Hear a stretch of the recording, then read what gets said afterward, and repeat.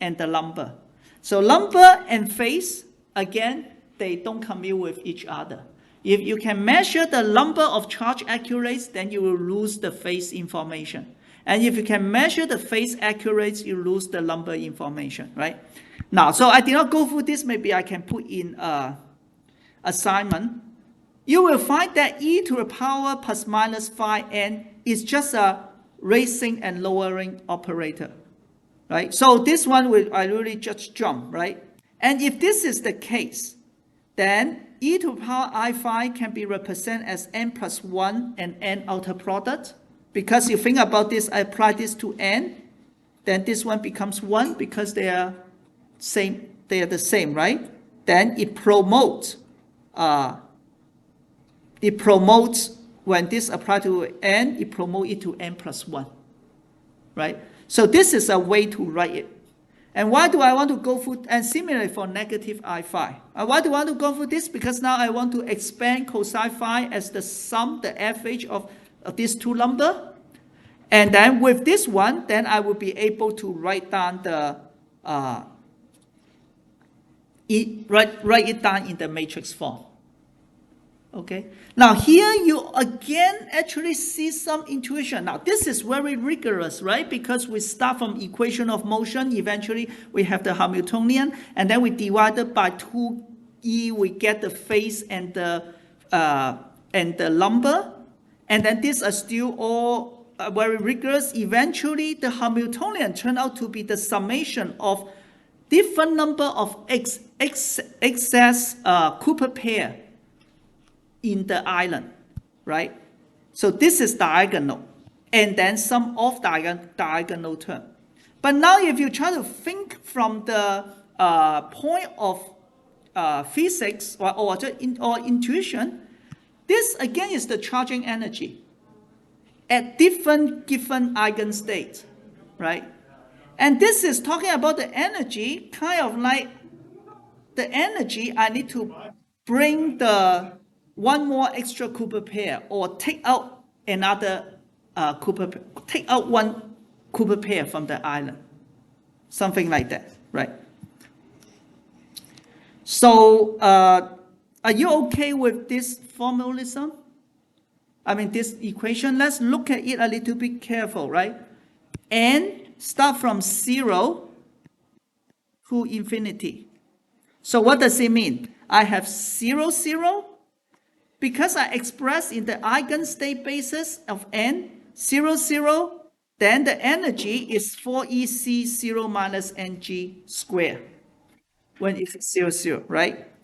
So here it is not 0, right? Last time I write it, what I mean is it has some item here. When this is 0, 0, for example, this 0, 1, 2, right? For example, this one is 2, it means this is E4 EC 2 minus NG squared, right? This is 4, 2, 2. Do you see that? It's diagonal, right? And then you have some off diagonal term along here, which is EJ divided by 2.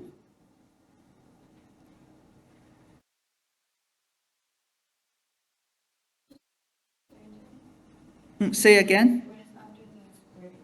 After the square term, you mean this? This one? Oh, here? Okay. This is English 4. Sorry for my writing. I mean, this is, I just want to highlight that the value is this term, and this corresponds to 2, 2 state. Because this is 0, 0, right? This is 1, 1. This is 2, 2. Diagonal. Yeah. Okay, so I finished the review. Now let's continue. We were going to use this equation, right? So now let's study the charge qubit. I followed this paper. And then the first problem we have is that in this paper, its charging energy is the charging energy of a Cooper pair. So I will call it ECC instead of EC in this derivation. So its ECC is equal to our 4EC, because before our Cooper pair is our charging energy is the charging energy of one electron, right? Charging energy again is Q squared divided by 2C. now you have 2 electrons at one time because it's Cooper pair, so the total energy increased by 4, 2 squared. I see some of you still don't know what I'm talking about. So in here, EC equals to E squared divided by 2C summation, and ECC, which is in that paper, is 2E squared divided by 2C summation equal to 4EC. Do you see that? Because a Cooper pair has 2 units of charge. Okay, just to remind you this. Okay, so now at low temperature, we can assume that it is very well confined, right? So it is, we only work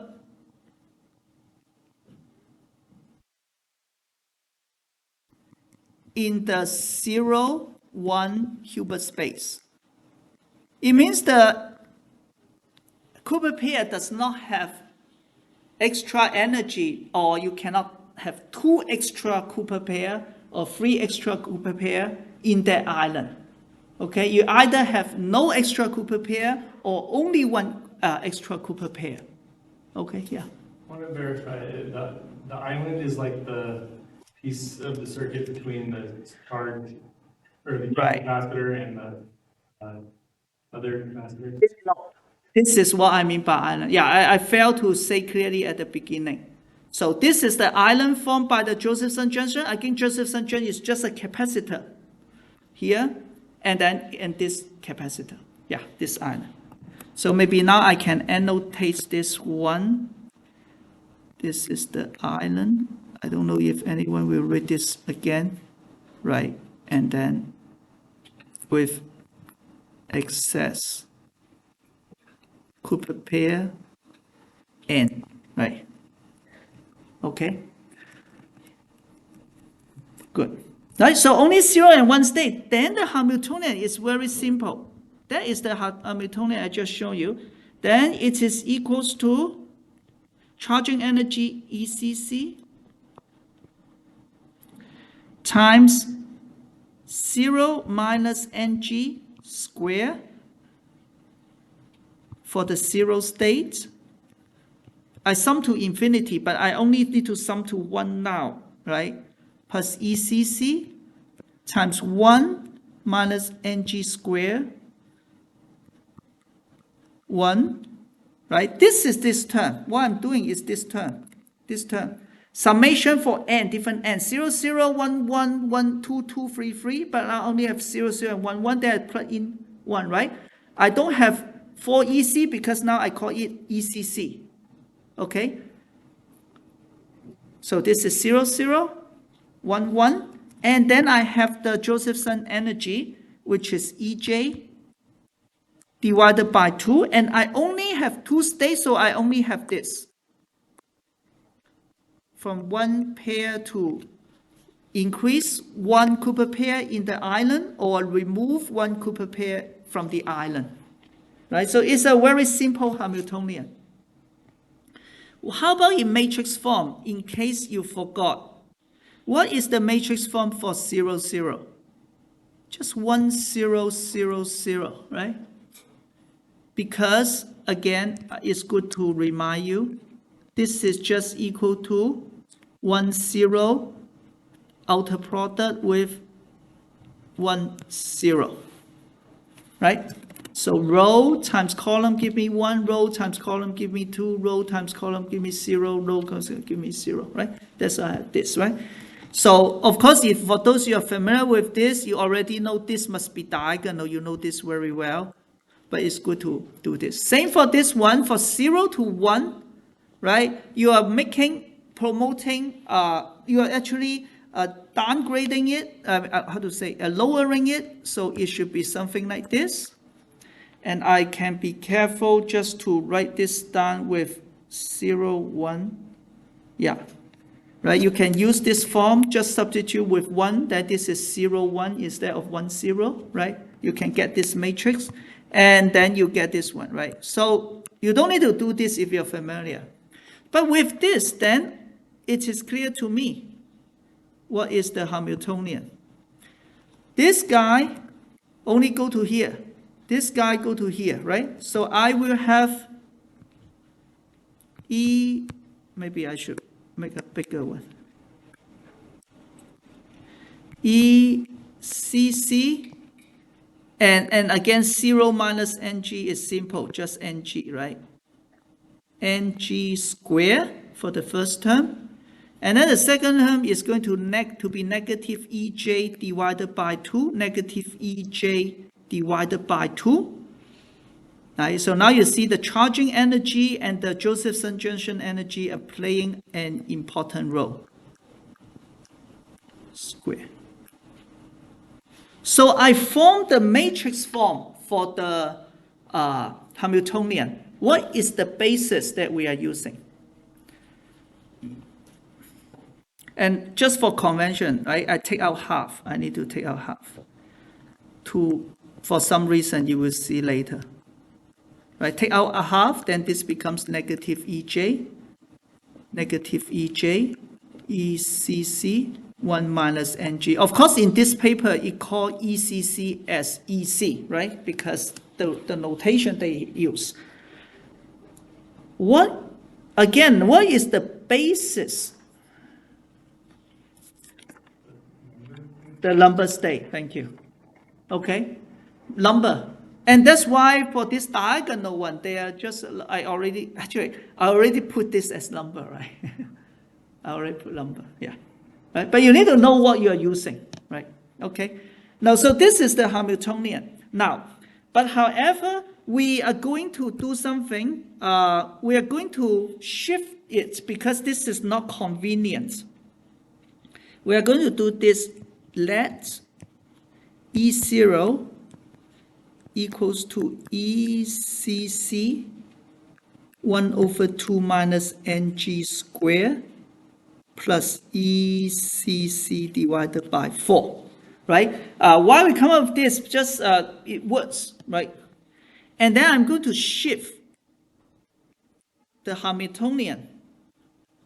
I'm allowed to shift my energy because it's not as constant, right? Because the absolute value of energy is meaningless, it's the relative. So I'm going to shift my system energy by how much? By,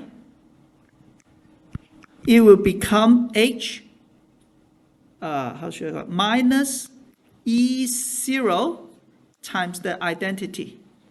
Okay, I only need to shift the diagonal one, just because if you do a transformation to diagonalize it, and then you shift it, and then you try to transform back, you find that it's the same as just doing this without doing the transformation, right? So I'm going to shift this one. I will show one example, because last time I did not show, and then I copied something wrong from cheat sheet, and then you guys suffer from question 1, right?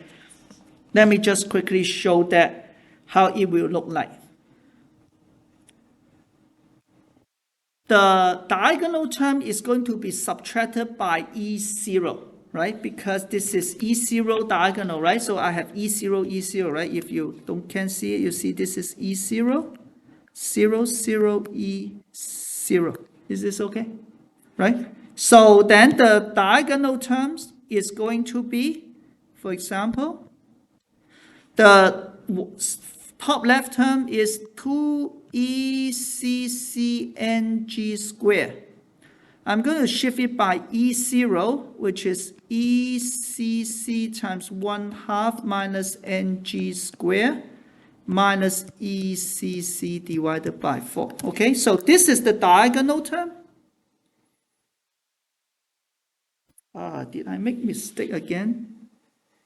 Yes, I do, right? So there's one problem. The diagonal term should be divided by half also because I take out half, right? The real one is actually does not have the 2. So I should just maybe do half here.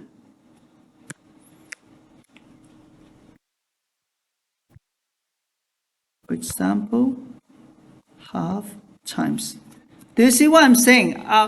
This is the whole Hamiltonian. I want to subtract this one. So I should actually multiply 2 to here to get the value, right? And then minus the E0, right? That's what I'm doing here. Okay, so this equals to what? ECC square minus, and then the other one is just ECC times 1/4 minus NG square. This is just the square term, right? A square plus B square. So it is not minus, it is plus, right? And then the whole thing minus ECC divided by 4. Is that okay?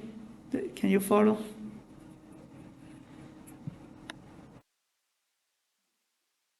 Okay. No, just say it. I'm going too fast, right? First of all, what am I doing? What I'm going to do is this Hamiltonian, I try to shift it by subtracting E0I, right?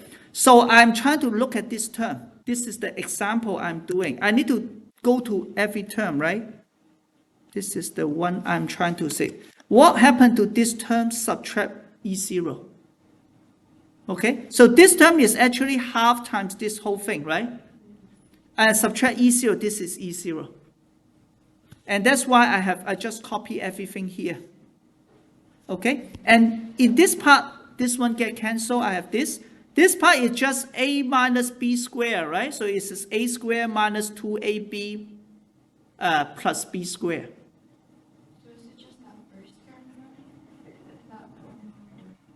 Oh yeah, I'm only doing this this term as an example. You need to do this term yourself also. And this is supposed to be subtract 0, so it doesn't change, right? So ECC square, then this term is gone, right? So then I will have negative ECC divided by 4, negative ECC divided by 4. So this is negative ECC divided by 2, this term and this term, right? And then the whole thing plus ECC right? This is negative ECC times negative NG becomes ECC NG. Negative ECC divided by 4 minus ECC divided by 4 becomes negative ECC divided by 2, right? So this term is going to give me this, half ECC 2, I keep making mistake.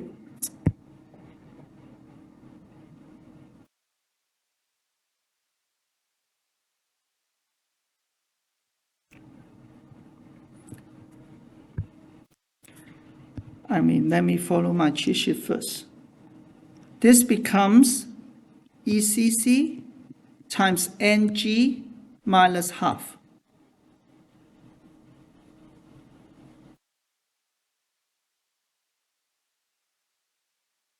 Yeah, so obviously, that's good I cheated. Actually, I need to modify this. Because this one is not going to give me the right result. So I set the E0 wrong. E0 should not be that. I make it wrong. So I should have double check, right? So, but not to waste your time, it's just that how I set up the E0. So let me make it into the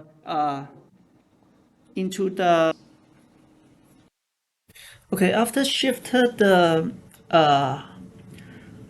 energy to the reference level, right? Then we have H hat equals to half.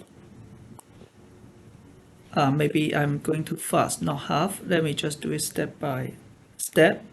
Equals to ECC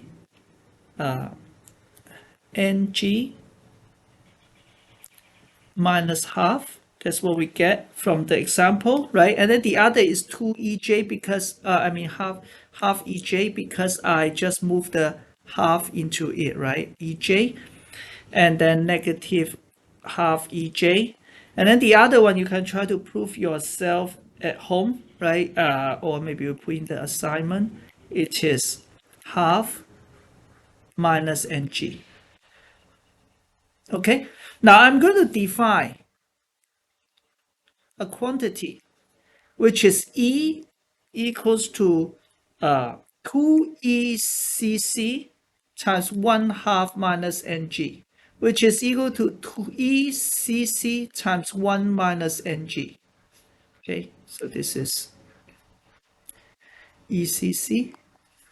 And then with this, I can take out the half out. I take out the half, right? And then this one, the top term, becomes 2ECC times this whole thing, right? Which is ECC 1 minus NG. So this becomes E negative EJ, E negative EJ, and negative. No, sorry.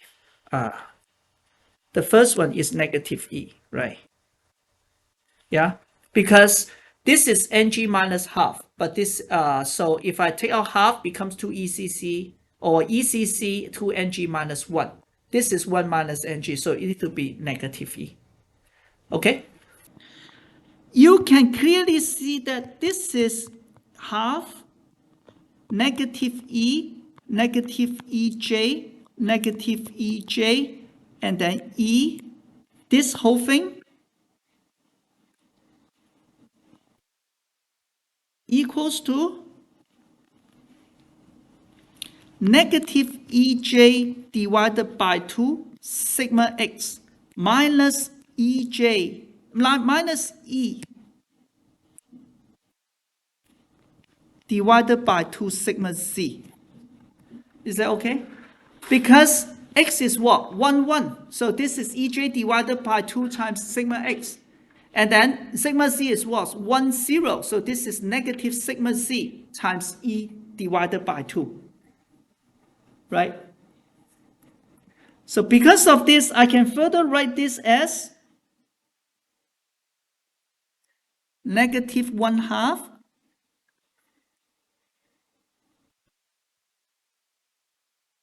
with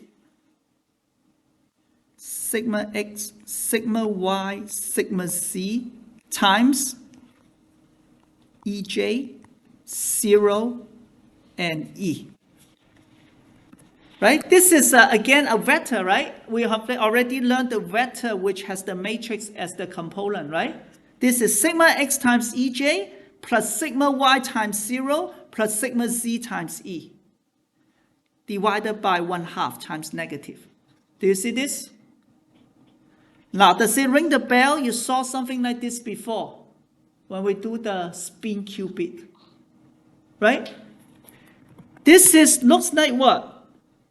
I can claim that this is just equals to half sigma dot B. Okay, so it's interesting. I don't have magnetic field in my system, but I can call this magnetic field. It's not a magnetic field physically, but I can treat it as a magnetic field. It has this Hamiltonian. This is just like the same form as spin qubit under a B field. This is the same form. Then whatever we solved before, you can do it right away. For example,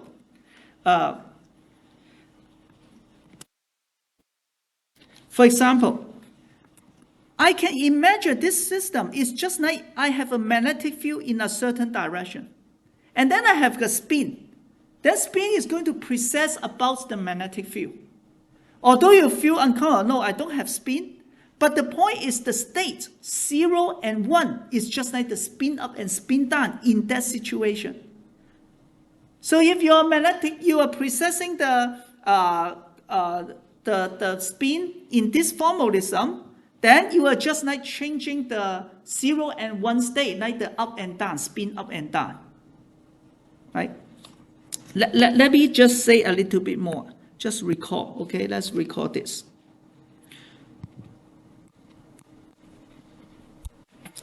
If your Hamiltonian is this, negative mu dot B. If you have Hamiltonian like this, right? What is mu? It is negative h bar divided by 2 gamma sigma dot b. I wonder if you remember this. This is the magnetic moment. Magnetic moment equals to the gyromagnetic ratio times the magnetic angular momentum. Magnetic angular momentum is the spin times sigma. I wonder if you remember. The spin of electron is h bar divided by 2, right? The spin. And you times sigma, it becomes the operator, the spin angular momentum operator. We did learn that, but probably you forgot, right? And then times the gyromagnetic ratio, it becomes the magnetic moment, right? If you remember this, we solved it before. We know that it's going to precess spin, will precess about B at Raman frequency equals to B times gamma, where gamma is actually equals to E divided by N times the G divided by 2, right? Right? You precess at this frequency. Now look at this equation. So naturally, if you try to solve it, this is the equation I have. The only difference is that I don't have H bar and gamma, right? But if I try to solve it, I call this B. Maybe, how about I call this BE? Right? Maybe in the future I call it BE. Right? Then it's going to precess the states, right? The superconducting state,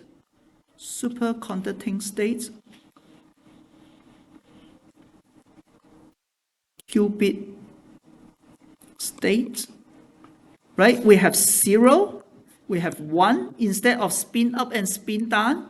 We have 1 excess Cooper pair and 0 excess Cooper pair. It's going to precess again on the Bloch sphere, right? We only care about the Bloch sphere. About BE at the frequency equals to BE times gamma. But because I don't have the H bar gamma in this term, right? So I need to divide this by H bar gamma also, right? Which is equal to BE divided by H bar. This is the frequency it's going to precess. But this B again is energy already. So the unit is correct. Is that okay? Yeah. So in this case, B sub E is like an energy vector rather than. Its content is energy, correct? Yeah. But then we. Yes, but then we map it to magnetic field because we learned that before, and then we can draw it on Bloch sphere and then use everything we have learned. For example, including this Raman frequency. I did not solve this circuit, right? Now I can tell you that for this energy, if your state is 0 here, 1 here, and then it turns out your energy have EJ and E has this distribution pointing in this direction, then I know that if I have a state starting from, let's say here, it's going to precess about this one. Then you already know how it evolves, right? The wave function. And you can already have a Qubit gate because I just need to change EJ and E. Then I will be able to see that it evolves, right? Which that correlates to like a Cooper pair or an electron or something hopping on and off. Right? Correct. It's a superposition of you have extra of you don't have extra Cooper pair in the island. Yeah. Now, so, but this is, of course, I kind of say that, right? But still we go back, let's say, what if I want to solve it? I do want to solve it to make it to what we had before, because this is just, you're just saying precessing. I know it's precessing, but what is the mathematical form? right? How should I control it? So I still want to bring this B to Z so that I can rotate, I can, just like what I did before, have a vertical magnetic field, and then I know how much precession it is, and then I can apply the oscillating field, equivalent oscillating field, then I can do rapid oscillation, then I can do all the single qubit gate, right? So I need to diagonalize it. And then maybe this line I will just skip because of time. No need, because what I'm trying to say is just to tell you, when I try to diagonalize, it is very difficult, right? We are not going to do that. That's what I want to show you, right? So we will look at a special case. Now, based on what we discussed earlier, right? We say the Hamiltonian, because of what we learned earlier, right? We do have this Hamiltonian, but it is also equal to this. And we also learned earlier, this is actually just equal to negative h bar omega L divided by 2 n dot sigma. This is what we learned in the precession. If I know I know already, this is exactly what I said, right? It will precess about n. And what is n?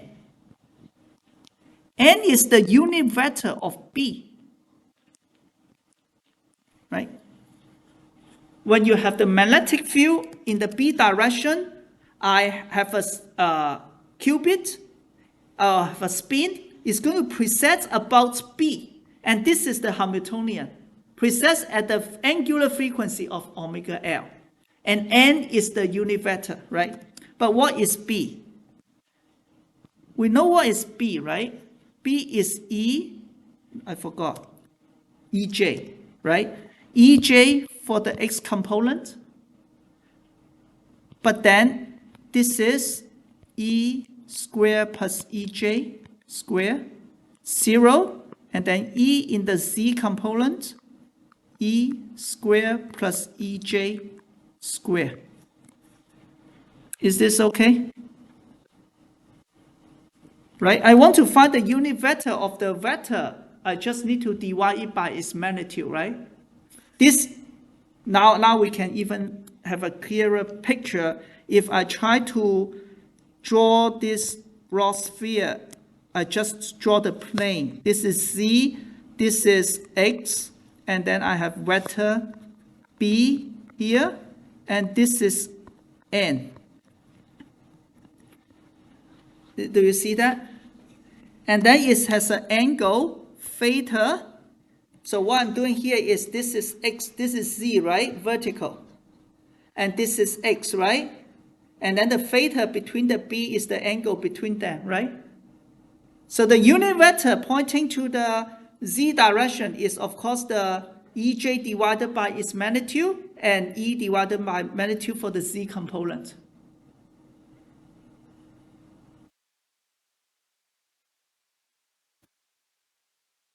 Everything clear or no?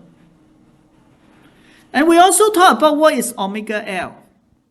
I just told you, omega L is, what is that? Magnitude of the E divided by H bar. So it is magnitude of the B, of the B, right?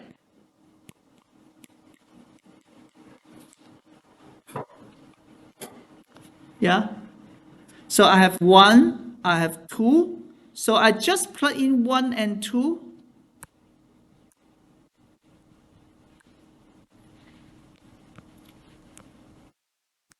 Then the H is going to be, H bar omega is just equal to E squared plus EJ squared divided by 2, right? Because H bar omega L, and remove this H bar, then I have this divided by 2, right? And then N dot sigma. N dot sigma is just, I have X, I have Z. I don't have, what did I say? I don't have Y. I don't have Y, right? So this whole term is just equals to EJ Yeah, because this is Z, so it is E instead of EJ divided by E squared plus EJ.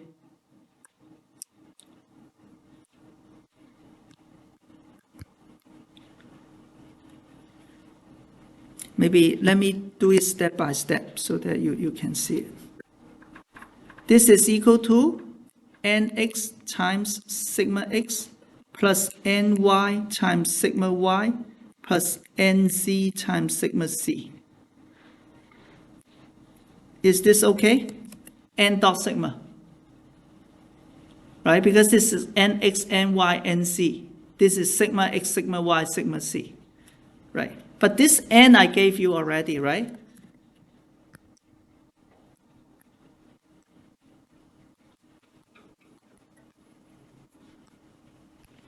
What is nx? This term, right? And sigma x is off diagonal, 1, 1, right? So I have this. EJ divided by square root E squared plus EJ square, EJ divided by square root E square plus EJ square. And what is sigma y? 0. Ny is 0, so no need to do sigma y. Nc is 1, negative 1, so I have E divided by square root E square plus EJ square minus E divided by square root E square plus EJ square. Is that okay?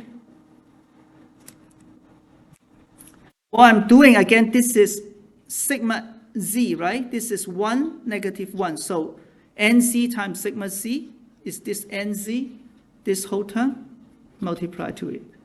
Now let's look at this figure. What is E and what is EJ? EJ is the x component. E is the z component.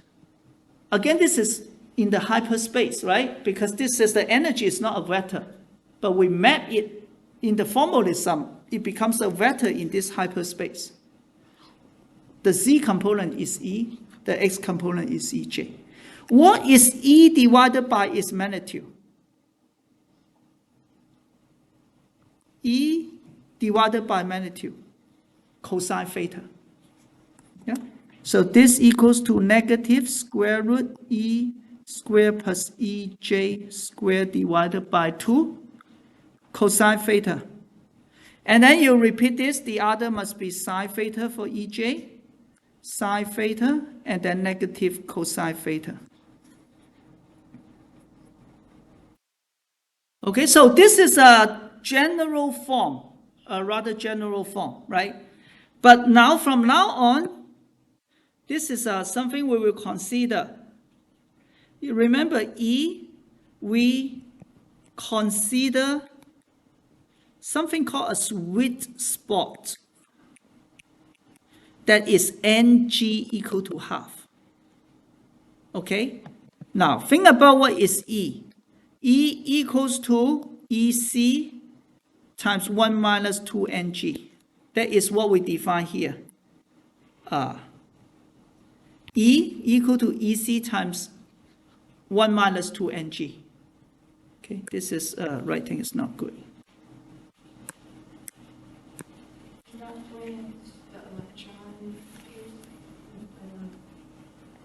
No, still Qubit pair.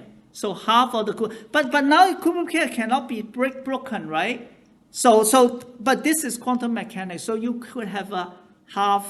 I don't know if I can explain this well. So you can have a Ng equal to half. It means it's just like you have 1 electron. But what is the physical significance? Actually, I don't know that well.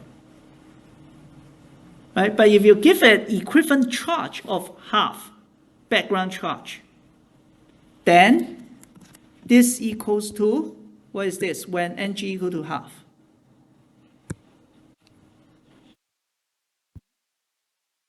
Zero. Then your Hamiltonian becomes very simple. H now becomes equals to, I think I run out of space. H becomes negative square root E square plus EJ square divided by 2, and then 0, 1, 1, 0, right? Because E is 0, this is 1. E is 0, this is 1. Okay? And what is this? I already told you that H bar, this one, the whole thing divided by H bar is omega L, right? So this is just equals to negative omega L H bar divided by 2 sigma x. No, do I have H bar?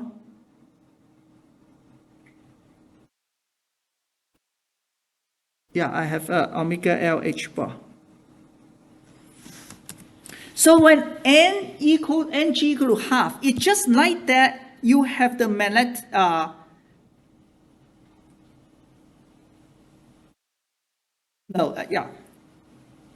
It's just like that your magnetic field is in this direction. Okay, it's sigma x direction, right? So I need to, let me just add one more slide, because I just, right? So let me continue on this. Okay, so what we got from the last slide was this. H equals to negative H bar omega L divided by 2 sigma x.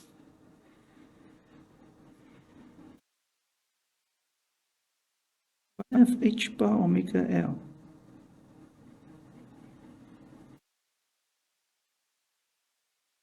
Yeah, I do have the H bar, right? So what we want to do is to bring it back to the z-axis, right? So we'll do a transformation. We will try to rotate it by pi over 2 so that the B field is aligned with Z. Right, so what we got here is that when Ng equal to half, we want to half because it has a good property, it's a sweet spot, it has a least sensitive to the noise. But in this case, you are actually pointing here. But we want to rotate it to the frame that we have been doing before, which is in the z-axis, right? So we are going to rotate it to transform it back to the z-axis. So this is not difficult. You just need to perform a similarity transformation, like we said before. Apply this to here, right? And then now, of course, because I have this H bar omega L divided by 2, and then what is the transformation matrix? It is actually half. You can try to do this yourself.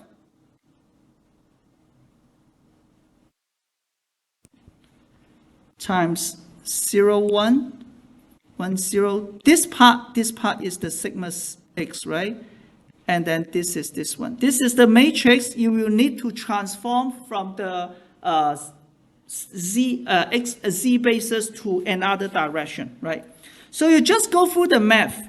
This time I let you do it yourself. Then you will get back to this very typical case that you have the magnetic field pointing in the z direction and you're just processing it. So all we have tried to do is just to bring this to the formalism that we have learned before, right? You try to compare with spin qubit.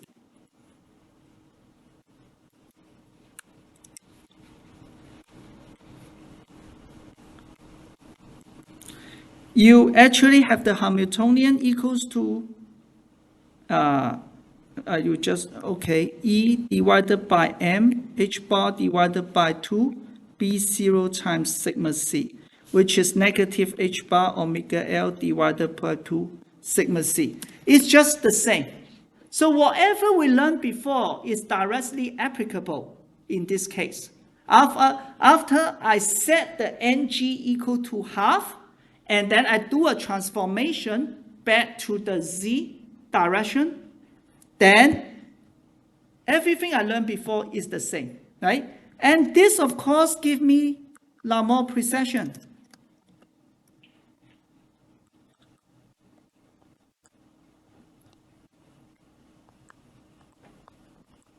Right? So at least now you can do a phase gate already. How does you do this phase gate? Pick the right omega L. How do you pick omega L? Omega L is just E plus EJ. So you pick the right Josephson junction energy. And what is E? E is just, in this case, we make it 0. Yeah. But it's useless, of course, at this moment, right? We need a rapid frequency, rapid oscillation. Okay, so I exceeded the time. And sorry for that mistake. Let me fix it and let you know. But that is just a math problem. So I think I may have did a wrong definition on some.